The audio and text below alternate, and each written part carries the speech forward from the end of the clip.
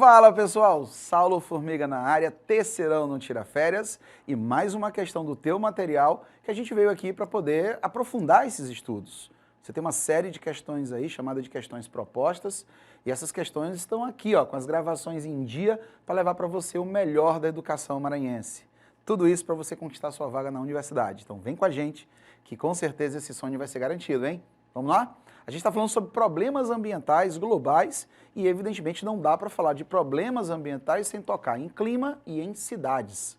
As cidades é onde eu tenho a maior concentração de pessoas sobre a face da Terra.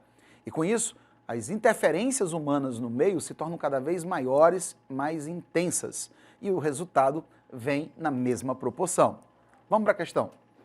A charge a seguir trata de forma irônica um fenômeno comum em algumas cidades brasileiras. Olha essa charge, gente, isso é a cara do Enem. Aparece aqui um senhor, né, barbudo, no telefone público, a cidade está alagada, né, a chuva caindo, e ele falando, alô, é São Pedro? Aqui é São Paulo. Fazendo alusão à cidade de São Paulo, que é uma das cidades que mais sofre com os alagamentos, com as enchentes, com as enxurradas, ou seja, com as chuvas e com a falta de estrutura urbana proporcional a elas. Então veja, a charge já te remete ao problema, as enchentes. Em especial o termo alagamento, não confunda, tá? Quando você fala de alagamento, você está falando de pontos das cidades, normalmente das cidades, que a drenagem não consegue dar fluidez às águas das chuvas.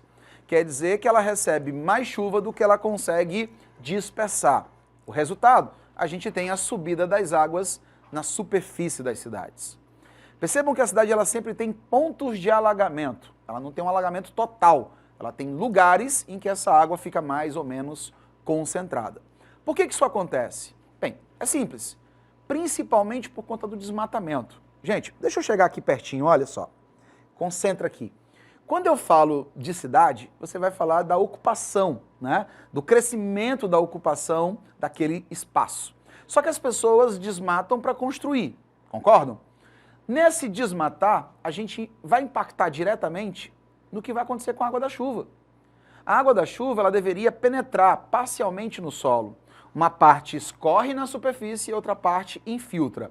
Quando eu impermeabilizo a cidade, significa que eu não vou permitir que aquela parte da água da chuva infiltre como antes. Então a quantidade de água que vai correr na superfície é imensamente maior. Então se as estruturas construídas pelos homens não forem proporcionais a essa intensidade de chuva, a gente tem um problema. Só que você também sabe que devido às grandes alterações provocadas pelo homem, as chuvas também não estão acontecendo na mesma regularidade, com o mesmo padrão. Então está chovendo mais em um espaço de tempo mais curto. Então, de fato, a estrutura da cidade não vai dar conta. E aí o resultado está aqui. Vamos para a questão?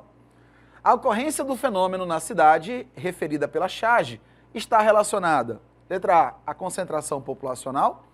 Na verdade, você vai ver cidades maiores do que São Paulo, maiores do que São Luís, maiores do que Bacabal, maiores do que Pedreiras.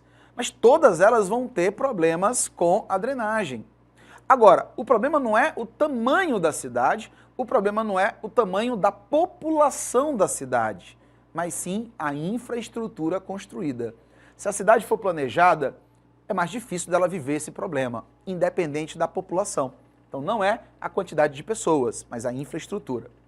B, a impermeabilização do solo. Bem, agora há pouco, na pequena explicação que eu fiz, foi uma das coisas que eu destaquei. Quando eu impermeabilizo o solo, eu não permito a sua infiltração. Então a quantidade de água que corre na superfície vai aumentar. Se vai aumentar, quer dizer que as estruturas podem não dar conta. E aí eu tenho, portanto, o alagamento. Portanto, a letra B é causa do nosso problema trazido pela charge. A verticalização de áreas urbanas. Para você que está estudando sobre cidades, verticalização é um tema importante, tá?